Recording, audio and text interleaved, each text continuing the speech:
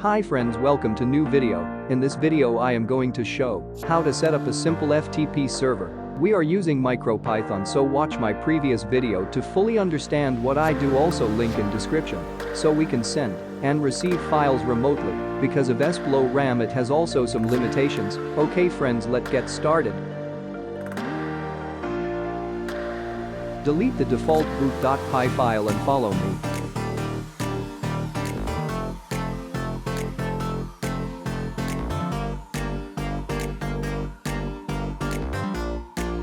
First we are going to connect ESP to our router. It is simple and needs only few lines of code.